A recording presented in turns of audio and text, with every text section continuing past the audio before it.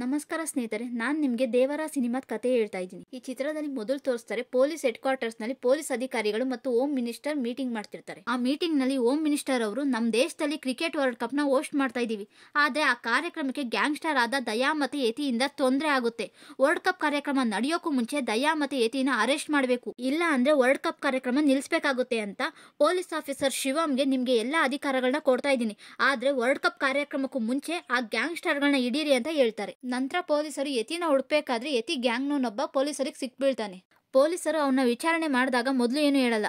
ಚೆನ್ನಾಗಿ ಟಾರ್ಚರ್ ಕೊಟ್ಟ ಮೇಲೆ ತಮಿಳುನಾಡು ಬಾರ್ಡರ್ ಹತ್ರ ರತ್ನಗಿರಿ ಅನ್ನೋ ಊರಲ್ಲಿರೋ ಒಬ್ಬ ಸ್ಮಗ್ಲರ್ ಮುರುಗನ್ ಹತ್ರ 3 ತಿಂಗಳ ಹಿಂದೆ ಯತಿ ಹೋಗಿದ್ದ, ಆಮೇಲೆ ಏನಾದ ಅಂತ ಗೊತ್ತಿಲ್ಲ ಅಂತಾನೆ. ಪೊಲೀಸ್ ಅಧಿಕಾರಿಗಳು ಮುರುಗನ್ ನೋಡ್ಕೊಂಡು ರತ್ನಗಿರಿಗೆ ಬರ್ತಾರೆ. ರತ್ನಗಿರಿಲಿ DSP ತುಳಸಿ ಅವ್ರ ಹತ್ರ ಬಂದು ನಾನೊಬ್ಬ ಸ್ಮಗ್ಲರ್ ಅಂತ ಪರಿಚಯ ಮಾಡ್ಕೊಂಡು ತುಳಸಿ ಅವ್ರ ಹತ್ರ ಸಮುದ್ರದ ಮುಖಾಂತರ ನಮ್ದೊಂದು ಸರಕು ಬರ್ತಿದೆ, ಅದನ್ನ ಪೋರ್ಟ್ ನಲ್ಲಿ ಇಳಿಸೋದು ಕಷ್ಟ, ಇಲ್ಲಿ ಮುರುಘಾ ಅನ್ನೋ ಸ್ಮಗ್ಲರ್ ಸಮುದ್ರದ ಮೂಲಕ ಸರಕು ತರಿಸ್ಕೊಡ್ತಾನೆ ಅಂತ ಗೊತ್ತಾಗ್ ಬಂದ್ವಿ, ಆದ್ರೆ ಅವ್ನು ಸತ್ತೋಗಿದ್ದಾನೆ ಅಂತ ಗೊತ್ತಾಯ್ತು. ಅವನ ಬಗ್ಗೆ ಸ್ವಲ್ಪ ಎಂಕ್ವೈರಿ ಮಾಡಿದಾಗ ನೀವು ಅವ್ರಿಗೆ ತುಂಬಾ ಸಹಾಯ ಮಾಡ್ತಿದ್ರಿ ಅಂತ ಗೊತ್ತಾಯ್ತು, ನಮಗೂ ಅದೇ ರೀತಿ ಸಹಾಯ ಮಾಡಿದ್ರೆ ನಿಮ್ಗೆ ಎಷ್ಟು ದುಡ್ಡು ಬೇಕೋ ಕೊಡ್ತೀನಿ ಅಂತಾರೆ. ಆಗ DSP ತುಳಸಿ ಅವರು ಸಮುದ್ರದಿಂದ ಸರಕು ತತ್ತಿದ್ದು ನಾನೂ ಅಲ್ಲ ಮುರುಘಾನೂ ಅಲ್ಲ, ಬೆಟ್ಟದ ಮೇಲೆ 4 ಊರುಗಳಿವೆ, ಆ ಊರುಗಳನ್ನೆಲ್ಲ ಸೇರಿಸಿ ಕೆಂಪು ಸಮುದ್ರ ಅಂತಾರೆ.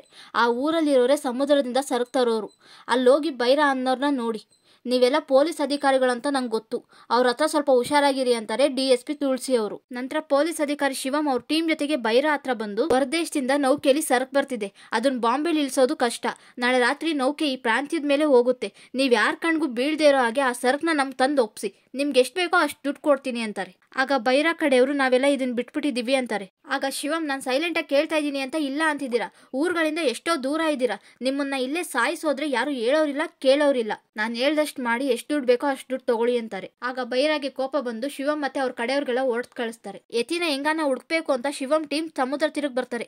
ಅಲ್ಲಿ ಸಿಂಗಪ್ಪ ಅನ್ನೋ ಒಬ್ಬ ವ್ಯಕ್ತಿ ಕೂತಿರ್ತಾರೆ. ಶಿವಮ್ ಅವರು ಆ ವ್ಯಕ್ತಿ ಹತ್ರ ಬಂದು ನಾನಿಲ್ಲಿ ಒಂದು ಕೆಲಸದ ಮೇಲೆ ಬಂದಿದ್ದೀನಿ, ನೀವು ದೊಡ್ಡವರು, ನಿಮ್ ಕಡೆಯವ್ರಿಗೆ ಒಂದು ಮಾತು ಹೇಳಿ ಒಪ್ಸಕ್ಕಾಗಲ್ವಾ ಅಂತಾರೆ. ಆಗ ಸಿಂಗಪ್ಪ ಆ ಪೊಲೀಸ್ ಅವ್ರನ್ನ ದೋಣಿಲಿ ಕರ್ಕೊಂಡು ಹೋಗ್ತಾರೆ. ಆಗ ಶಿವಮ್ ಸಿಂಗಪ್ಪ ಅವ್ರ ಹತ್ರ ನೀವು ಎಷ್ಟು ದುಡ್ಡು ಕೇಳ್ತೀರೋ ಅಷ್ಟು ದುಡ್ಡು ಕೊಡ್ತೀನಿ, ನೀನಾದ್ರೂ ನಿಮ್ ಕಡೆಯವ್ರನ್ನ ಒಪ್ಸು ಅಂತಾರೆ. ಆಗ ಸಿಂಗಪ್ಪ ಶಿವಮ್ ಕೈಲಿದ್ದಂತ ವಜ್ರದುಂಗ್ರನ ನೋಡ್ತಾರೆ. ಆಗ ಶಿವಮ್ ತನ್ನ ಕೈಲಿದ್ದಂತ ವಜ್ರದುಂಗ್ರನ ತೆಗೆದು ನೀನು ನಿಮ್ ಕಡೆಯವ್ರನ್ನೆಲ್ಲ ನನ್ನ ಕೆಲಸಕ್ಕೆ ಒಪ್ಸಿದ್ರೆ ಇಂಥ ಎಷ್ಟೋ ಉಂಗ್ರಗಳು ನಿನ್ ಸ್ವಂತ ಆಗುತ್ತೆ ಅಂತ ವಜ್ರದುಂಗ್ರನ ಸಿಂಗಪ್ಪ ಕೈ ಕೊಡ್ತಾರೆ. ಆಗ ಸಿಂಗಪ್ಪ ಆ ವಜ್ರದುಂಗ್ರನ ಸಮುದ್ರಕ್ಕೆ ಎಸ್ಬಿಡ್ತಾರೆ. ಆಗ ಶಿವಮ್ ಅದ್ರ ಬೆಲೆ ನಿನ್ಗೇನಾದ್ರೂ ಗೊತ್ತಾ ಅಂತ ಆ ಉಂಗ್ರ ತಗೊಳಕೋಸ್ಕರ ಸಮುದ್ರಕ್ಕೆ ಹಾರ್ತಾರೆ. ಆದ್ರೆ ಉಂಗ್ರ ಸಿಗಲ್ಲ, ಆದ್ರೆ ಅಲ್ಲಿದ್ದಂತ ಅಸ್ಥಿ ಪಂಜರಗಳನ್ನ ನೋಡಿ ಭಯ ಬಿದ್ದು ಮೇಲೆ ಬರ್ತಾರೆ. ಆಗ ಸಿಂಗಪ್ಪ ವಜ್ರದುಂಗ್ರ ಸಿಕ್ತಾ, ಸಮುದ್ರದಲ್ಲಿ ನೀನ್ ಕಂಡಿದ್ ನೋಡಿದ್ ಭಯಕ್ಕೆ ನಿನ್ ವಜ್ರನೇ ನೆನಪಾಗ್ಲಿಲ್ಲ, ಈ ಭಯಾನೇ ನಿನ್ನಂತವ್ರು ಎಷ್ಟೇ ಮಂದಿ ಬಂದು ಎಷ್ಟೇ ಆಸೆ ತೋರ್ಸಿದ್ರು ಈ ಭಯಕ್ಕೇನೆ ಇಲ್ಲಿನವ್ರು ಯಾರು ಈ ಸಮುದ್ರ ತಂಟೆಗೆ ಬರಲ್ಲ ಅಂತಾರೆ. ಆಗ ಶಿವಮ್ ಕಣ್ಣು ಮುಚ್ಚಿದ್ರು ಬಿಟ್ರು ಸಮುದ್ರದಲ್ಲಿ ನೋಡಿದೆ ಕಣ್ಣು ಮುಂದೆ ಬರ್ತಿದ್ದೆ, ಯಾರವ್ರೆಲ್ಲ ಯಾರು ಮಾಡಿದಿದೆಲ್ಲ ಅಂತ ಕೇಳ್ತಾರೆ. ಆಗ ಸಿಂಗಪ್ಪ ಇದು ತುಂಬಾ ದೊಡ್ಡ ಕತೆ, ಉಕ್ಕಿ ಬರೋ ಸಮುದ್ರದ ಮೇಲೆ ದುಷ್ಟರ ಕಣ್ಣು ಬೀಳ್ದಂತೆ ಅಡ್ಡ ನಿಂತವನ ಕತೆ, ನಮ್ಮ ದೇವರನ ಕತೆ ಅಂತಾರೆ. ಭಯ ಹೋಗೋಕೆ ದೇವ್ರ ಕತೆ ಕೇಳಬೇಕು, ಆದ್ರೆ ಭಯ ಏನು ಅಂತ ಗೊತ್ತಾಗೋಕೆ ನಮ್ಮ ದೇವರನ ಕತೆ ಕೇಳಬೇಕು ಅಂತ ಕತೆ ಹೇಳಕ್ ಶುರು ಮಾಡ್ತಾರೆ ಸಿಂಗಪ್ಪ. ಹಲವಾರು ವರ್ಷಗಳ ಹಿಂದೆ ಬೆಟ್ಟದ ಮೇಲೆ ಒಂದು ರಾಜ್ಯವಿತ್ತು. ಆ ರಾಜ್ಯನ ಗೆಲ್ಬೇಕು ಅಂದ್ರೆ ಸಮುದ್ರನ ದಾಟಬೇಕು, ಆದ್ರೆ ಆ ಬೆಟ್ಟದ ಮೇಲೆ ಒಂದು ವೀರರ ಸೈನ್ಯ ಇತ್ತು. ಆ ರಾಜ ದೇಶವನ್ನೆಲ್ಲ ಜಾಲಾಡಿ ಆ ವೀರರ ಸೈನ್ಯನ ಕಟ್ಟಿದ್ದ. ಆ ವೀರರ ಸೈನ್ಯಕ್ಕೆ ಜಾತಿ ಇಲ್ಲ ಮತ ಇಲ್ಲ, ಭಯ ಅಂತೂ ಇಲ್ವೇ ಇಲ್ಲ, ಅವರು ಆಯುಧವನ್ನೇ ದೇವ್ರು ಅಂತ ಪೂಜೆ ಮಾಡ್ತಿರ್ತಾರೆ. ಅಷ್ಟೇ ಅಲ್ಲದೆ ಅವ್ರ ಆಯುಧನೇ ಧೈರ್ಯ ಆಗಿರುತ್ತೆ. ಆ ವೀರರು ಹಗಲು ರಾತ್ರಿ ಅಂತ ನೋಡದೆ ಬೆಟ್ಟದ ಮೇಲಿಂದಾನೆ ಸಮುದ್ರನ ಕಾಯ್ತಿರ್ತಾರೆ. ಶತ್ರುಗಳ ರಕ್ತದಿಂದ 100 ಸಲ ಕೆಂಪೇರಿದ ಈ ಸಮುದ್ರಕ್ಕೆ ಸಾಕ್ಷಿಯಾಗಿ ಈ ಸ್ಥಳನ ಕೆಂಪು ಸಮುದ್ರ ಅಂತ ಕರೀತಾರೆ. ಕೆಲವು ವರ್ಷಗಳ ನಂತರ ರಾಜ್ಯವೆಲ್ಲ ಮಾಯವಾಗಿ ಎಲ್ಲಿಂದನೋ ಬಂದ ಬ್ರಿಟಿಷರು ಸಮುದ್ರವನ್ನೇರಿ ನಮ್ಮ ದೇಶದ ಸಂಪತ್ತನ್ನ ದೋಚ್ಕೊಂಡು ಹೋಗ್ತಿದ್ದನ್ನ ನೋಡಿ ಸುಮ್ನಿರಕ್ಕಾಗಲ್ಲ ಈ ವೀರರ ಸೈನ್ಯಕ್ಕೆ. ಆಗ ವೀರರ ಸೈನ್ಯ ಬ್ರಿಟಿಷರು ಹಡಗಿನಲ್ಲಿ ಕದ್ದೊಯ್ತಿದ್ದ ನಮ್ಮ ದೇಶದ ಸಂಪತ್ತನ್ನ ಕದ್ದು ನಮ್ಮವರಿಗೆ ಹಂಚ್ತಿದ್ರು. ಆ ಬ್ರಿಟಿಷರು ತೊಲಗಿದ ಮೇಲೆ ದೇಶಕ್ಕೆ ಆ ಬೆಟ್ಟದ ಮೇಲೆ ಇದ್ದ ವೀರರ ಅವಶ್ಯಕತೆನೇ ಇಲ್ಲದೆ ಹೋಯ್ತು. ವೀರರ ಕಷ್ಟ ಸುಖದ ಬಗ್ಗೆ ಕೇಳೋರು ಯಾರು ಇರಲಿಲ್ಲ. ಸಮುದ್ರದ ಮೇಲೇರಿ ಧೈರ್ಯವಾಗಿ ಎದ್ರೋಗೋ ಇವ್ ಶಕ್ತಿನ ಬಳಸ್ಕೊಂಡ ಮುರುಘಾ ಅನ್ನೋ ಸ್ಮಗ್ಲರ್ ವಿದೇಶದಿಂದ ಬಂದ ಇಲ್ಲಿಗಲ್ ಸರಕನ್ನ ಸಮುದ್ರದ ಮಧ್ಯೆನೆ ಹಡಗುಗಳಿಂದ ಇಂಡಿಯನ್ ಕೋಸ್ಟ್ ಗಾರ್ಡ್ಗಳ್ ಕಣ್ ತಪ್ಪಿಸಿ ಆ ವೀರರು ಆ ಇಲ್ಲಿಗಲ್ ಸರಕಗಳನ್ನ ಹಳ್ಳಿಗೆ ತರ್ತಿದ್ರು. ಅದಕ್ಕೆ ಮುರುಘಾ ಅವ್ರಿಗೆ ಸ್ವಲ್ಪ ದುಡ್ಡು ಕೊಟ್ಟು ಆ ಇಲ್ಲಿಗಲ್ ಸರಕಗಳನ್ನ ತಗೊಂಡೋಗ್ತಿದ್ದ. ಈ 4 ಹಳ್ಳಿಗಳ ಜನರಿಗೆ ಒಂದೊಂದು ರೀತಿ ಶಕ್ತಿ ಇರುತ್ತೆ. ಇವರೆಲ್ಲ ಒಟ್ಟುಗೂಡಿ ಈ ಕೆಲಸನ ಮಾಡ್ತಿದ್ರು. ಅದರಲ್ಲಿ ಒಂದು ಹಳ್ಳಿಯ ಮುಖ್ಯಸ್ಥ ದೇವರ. ಇವರಿಗೆ ಇವ್ರು ಮಾಡೋ ಕೆಲಸ ಇಷ್ಟ ಇರಲ್ಲ, ಯಾಕಂದ್ರೆ ನಮ್ಮ ಮುಂದಿನ ಪೀಳಿಗೆ ಈ ರೀತಿ ಲೂಟಿ ಮಾಡಿ ಬದುಕಬಾರ್ದು ಅನ್ನೋದು ದೇವರ ಅವರ ಆಸೆ ಆಗಿರುತ್ತೆ. ಇನ್ನೊಂದೂರಿನ ಮುಖ್ಯಸ್ಥನಾದ ರಾಯಪ್ಪ ಮಕ್ಕಳನ್ನ ಈ ರೀತಿ ಕೆಲಸಕ್ಕೆ ಕರ್ಕೊಂಡ್ ಬರಬಾರ್ದು ಅಂತ ದೇವರ ತುಂಬಾ ಸರಿ ಹೇಳಿದಾನೆ ಅಂತ ಇನ್ನೊಂದೂರಿನ ಮುಖ್ಯಸ್ಥನಾದ ಬೈರಾಗ್ ಹೇಳ್ತಾನೆ. ಆಗ ಬೈರ ನನ್ನೂರು ನನ್ ಜನ ನನ್ನಿಷ್ಟ ಅಂತ ನಾನು ತುಂಬಾ ಸರಿ ಹೇಳಿದೀನಿ ಅಂತ ರಾಯಪ್ಪಂಗೆ ಹೇಳ್ತಾನೆ. ಈ ವಿಷಯದ ಬಗ್ಗೆನೆ ಬೈರ ಮತ್ತೆ ದೇವರ ನಡುವೆ ಮನಸ್ತಾಪಗಳಿರುತ್ತೆ. ದೇವರ ಅದು ಒಂದು ಸಣ್ಣ ಕುಟುಂಬ, ಅಮ್ಮ, ಹೆಂಡತಿ, ಒಬ್ಬ ಮಗ, ಒಬ್ಳು ಮಗಳು. ದೇವರ ಅವ್ರ ಅಮ್ಮ ದೇವರನ್ನು ನೋಡದೆ ಒಂದಿನನೂ ನಿದ್ದೆ ಮಾಡಿಲ್ಲ. ಇನ್ನು ಮಗ ವರ ಅಂತೂ ಅಪ್ಪನ ಬಾಯಿಂದ ಕತೆ ಕೇಳದೆ ಒಂದಿನನೂ ನಿದ್ದೆ ಮಾಡಲ್ಲ. ಹೀಗೆ ಒಂದಿನ ರಾತ್ರಿ ದೇವರ ವರನಿಗೆ ಕತೆ ಹೇಳ್ತಿರುವಾಗ ವರ ಕೇಳ್ತಾನೆ, ನನ್ಗೆ ಯಾವಾಗ್ಲೂ ನಿಮ್ಮಪ್ಪ ಅವ್ರಪ್ಪನ ಕತೆ ಹೇಳ್ತಿದ್ಯಾ, ನನಗೆ ನನ್ನಪ್ಪನ ಕತೆ ಕೇಳ್ಬೇಕು, ಅಂದ್ರೆ ನಿನ್ ಕತೆ ಹೇಳಪ್ಪ ಅಂತಾನೆ. ಆಗ ದೇವರ ಮುಂದಿನ ತಲೆಮಾರಿಗೆ ಹೇಳ್ಕೊಳ್ಳೋ ಕತೆ ಅಲ್ಲ ನಿಮ್ಮಪ್ಪಂದು, ನಮ್ ದೊಡ್ಡವ್ರದೆಲ್ಲ ಈ ದೇಶಕ್ಕೋಸ್ಕರ ಹೋರಾಡಿದ ವೀರರ ಕತೆಗಳು, ನಮ್ದು ಯಾರಿಗೂ ಹೇಳಕ್ಕಾಗದೇ ಇರೋ ಕತ್ತಲೆಯ ಕತೆಗಳು. ಮುಂದಿನ ತಲೆಮಾರಿಗೆ ಕತೆಯಾಗೋ ರೀತಿ ಬದುಕು ಬದಲಾಗುತ್ತೋ ಇಲ್ವೋ ನನ್ಗೆ ಗೊತ್ತಿಲ್ಲ ಅಂತಾರೆ.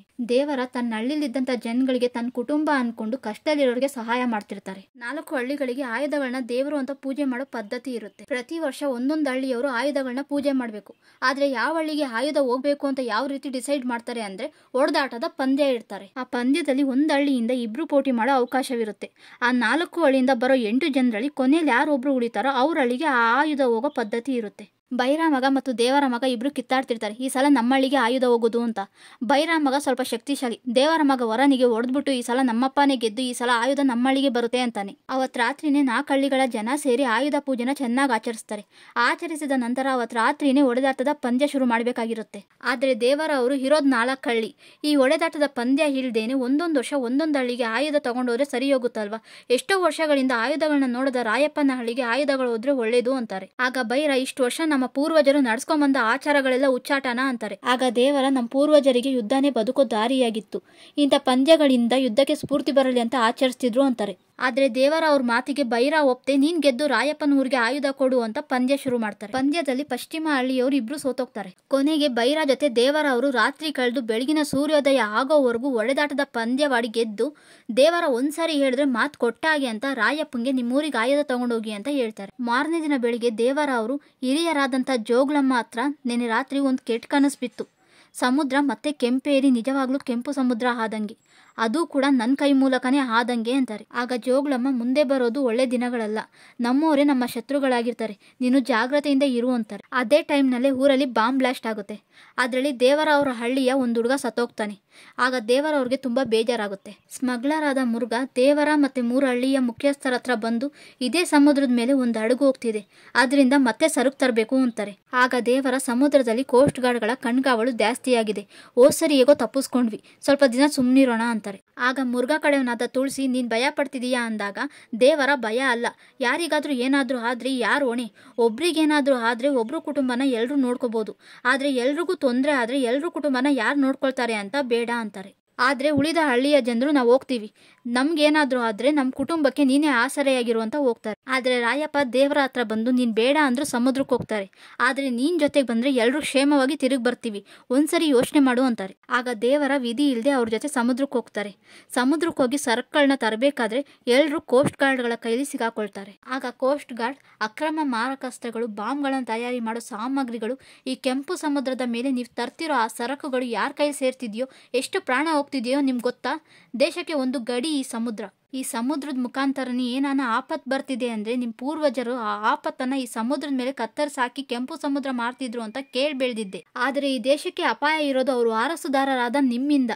ಈ ಸಮುದ್ರದ ಮೇಲೆ ನಿಮ್ ತಾತಂದ್ರು ಕಾವಲು ಕಾದ ಕತೆಗಳನ್ನ ಕೇಳೆ ಸಮುದ್ರನ ಕಾವಲು ಕಾಯೋ ಉದ್ಯೋಗಕ್ಕೆ ಸೇರ್ಕೊಂಡೆ ನಾನು. ಅಂತವ್ರ ಮಕ್ಳು ಹೊಟ್ಟೆಪಾಡಿಗೋಸ್ಕರ ಸಣ್ಣ ಪುಟ್ಟ ಕಳ್ತನ ಮಾಡ್ತಾರೆ ಅಂತ ಸುಮ್ನಿದ್ದೆ. ಆದ್ರೆ 2 ತಿಂಗಳಿಂದ ನೀವು ಮಾಡ್ತಿದ್ದಂತ ಕಳ್ತನನ ತಡೆದಿದ್ರೆ ಆ ಸರ್ಕಳಿಂದ ಸತ್ತಂತ 100 ಪ್ರಾಣಗಳನ್ನ ನಾವು ಕಾಪಾಡ್ಬೋದಿತ್ತು. ಕೊನೆಗೆ ನಿಮ್ಮೂರಿನ ಹುಡುಗನು ಅಲ್ಲೇ ಪ್ರಾಣ ಬಿಟ್ಟ ಅಂತಾರೆ. ಅಷ್ಟರಲ್ಲಾಗ್ಲೇ ದೇವರ ಒಬ್ರು ಬಿಟ್ಟು ಮಿಕ್ದವ್ರೆಲ್ಲ ಕೋಸ್ಟ್ ಗಾರ್ಡ್ಗಳ ಮೇಲೆ ದಾಳಿ ಮಾಡ್ತಾರೆ. ಆಗ ದೇವರ ಅವ್ರ ಕಡೆಯವ್ರನ್ನೆಲ್ಲ ತಡೆಯೋ ಪ್ರಯತ್ನ ಮಾಡಿ ಅಲ್ಲಿದ್ದಂತಹ ಕೋಸ್ಟ್ ಗಾರ್ಡ್ಗಳನ್ನ ಕಾಪಾಡ್ತಾರೆ. ಅದನ್ನ ನೋಡಿದ ಬೈರ ಸರಕುಗಳನ್ನ ತಗೊಂಡು ಅವ್ರ ಜನರ ಜೊತೆಗೆ ಅಲ್ಲಿಂದ ಹೊರಟೋಗ್ತಾರೆ. ಈ ಕಡೆ ದೇವರ ಕೋಸ್ಟ್ ಗಾರ್ಡ್ ಆಫೀಸರ್ಗೆ, ಕೆಂಪು ಸಮುದ್ರದಿಂದ ಯಾರಿಗೂ ಯಾವ ಅಪಾಯನೂ ಆಗೋಗ್ ಬಿಡಲ್ಲ, ನಾನ್ ಪೂಜಿಸೋ ಆಯುಧದ ಮೇಲೆ ಆಣೆ, ಈ ದೇವರನ್ನ ಮಾತ್ ನಂಬಿ ಅಂತಾರೆ. ಬೈರ ಅವ್ರ ಕಡೆಯವ್ರ ಜೊತೆಗೆ ಸರಕು ತಗೊಂಡು ಮುರುಗನ್ ಹತ್ರ ಬರ್ತಾರೆ. ಅಷ್ಟರಲ್ಲಿಗೆ ದೇವರ ಅವ್ರು ಬಂದು ಮುರುಗನ್ ಹತ್ರ, ಇನ್ಮೇಲೆ ಸಮುದ್ರದಿಂದ ಯಾವ ಸರಕನ್ನು ನಾವು ತಂದ್ಕೊಡಲ್ಲ, ಯಾರನ್ನು ತರಕ್ಕೂ ಬಿಡಲ್ಲ, ಈ ಸರಕನ್ನು ತಗೊಂಡೋಗೋಕ್ಕೂ ಬಿಡಲ್ಲ ಅಂತಾರೆ. ಆಗ ಬೈರ, ಎಲ್ಲ ನಿನ್ ಮಾತೆ ನಡಿಬೇಕಾ ಅಂತಾರೆ. ಆಗ ಪಶ್ಚಿಮದ ಮುಖ್ಯಸ್ಥನಾದ ಕುಂಜರ ದೇವರ ಅವ್ರ ಎದುರುಗ್ ಬಂದು, ಯಾರು ಬೇಡ ಅಂದ್ರು ನಾವೋಗಿ ಸರಕು ತರ್ತೀವಿ, ಆ ಸರಕನ್ನ ತರೋದಕ್ಕೆ ಎಷ್ಟು ಜನ ಬೇಕಾದ್ರೂ ಸಾಯಿಸ್ತೀವಿ ಅಂತಾನೆ.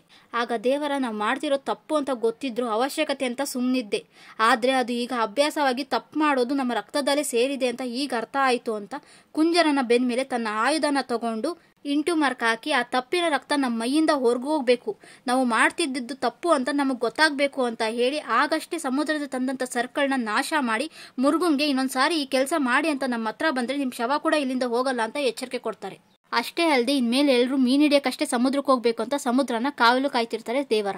ಆದ್ರೆ ಇದೆಲ್ಲ ಇಷ್ಟ ಆಗದ ಬೈರ ಮತ್ತು ಕುಂಜ ದೇವರ ವಿರುದ್ಧ ಕತ್ತಿ ಮಸಿತಾ ಇರ್ತಾರೆ. ದೇವರಾಗೆ ಕಣ್ ತಪ್ಪಿಸಿ ಕೆಟ್ಟ ಕೆಲಸ ಮಾಡೋಕೆ ಸಮುದ್ರಕ್ಕೆ ಯಾರೇ ಇಳಿದ್ರು ಅವ್ರ ಬೆನ್ ಮೇಲೆ ಇಂಟು ಮಾರ್ಕ್ ಹಾಕಿ ಕಳಿಸ್ತಿರ್ತಾರೆ ದೇವರ. ಇನ್ನೊಂದ್ ಕಡೆ ರಾಯಪ್ಪ ನನ್ನ ತಂಗಿಗೆ ಮದುವೆ ಆಗ್ತಿಲ್ವಲ್ಲ ಅಂತ ಯೋಚನೆ ಮಾಡ್ತಿರ್ತಾನೆ.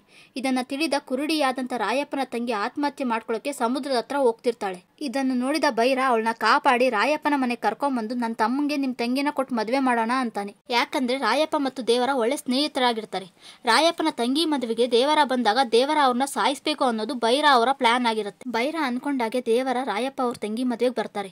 ಆಗ ಬೈರ ಕಡೆಯವರು ದೇವರಾಗ ಚೆನ್ನಾಗಿ ಕುಡಿಸಿ ಮತ್ತೆ ಮೇಲೆ ಸಾಯಿಸೋಣ ಅಂತ ಮಾತಾಡ್ಕೊಳ್ತಿರ್ತಾರೆ. ಇದನ್ನ ಕೇಳಿಸ್ಕೊಂಡ ರಾಯಪ್ಪ ಬೈರ ಹತ್ರ ಬಂದು ನೀವು ಮಾಡ್ತಿರೋ ತಪ್ಪು, ನನ್ನ ಪ್ರಾಣ ಇರೋವರೆಗೂ ಈ ರೀತಿ ನಿಮ್ಮನ್ನ ಮಾಡಕ್ ಬಿಡಲ್ಲ ಅಂತಾನೆ. ಆಗ ಬೈರ ಈ ಮದುವೆ ನಿಂತ್ರೆ ನಿನ್ ತಂಗಿ ಸಾಯ್ತಾಳೆ, ದೇವರ ಪ್ರಾಣನ ನಿನ್ ತಂಗಿ ಪ್ರಾಣನ ಅಂತ ರಾಯಪ್ಪನ ಬ್ಲ್ಯಾಕ್ ಮೇಲ್ ಮಾಡಿ ಸಮುದ್ರದ ಹತ್ರ ಸ್ವಲ್ಪ ಜನ ಕಳ್ತನ ಮಾಡಕ್ ಹೋಗ್ತಿದ್ದಾರೆ ಅಂತ ದೇವರಾಗೆ ಸುಳ್ಳು ಹೇಳಿ ಸಮುದ್ರ ಹತ್ರ ಕಳಿಸು ಅಂತಾರೆ. ಆಗ ರಾಯಪ್ಪ ತಂಗಿಗೋಸ್ಕರ ದೇವರಾಗೆ ಸುಳ್ಳು ಹೇಳಿ ಸಮುದ್ರದ ಹತ್ರ ಕಳಿಸ್ತಾರೆ. ಆದ್ರೆ ಅಷ್ಟರಲ್ಲಾಗ್ಲೇ ದೇವರಾಗೆ ಕುಡಿದ ಮತ್ತೇರಿರುತ್ತೆ. ಸಮುದ್ರದ ಹತ್ರ ಹೋಗಿ ಅಲ್ಲೇ ಕಾಯ್ತಾ ಮಲ್ಗಿರ್ತಾರೆ. ಈ ಸಿನಿಮಾದ ಮುಂದುವರೆದ ಕತೆ ನಿಮ್ಗೆ ನೆಕ್ಸ್ಟ್ ವಿಡಿಯೋದಲ್ಲಿ ಸಿಗುತ್ತೆ. ನಮಸ್ಕಾರ.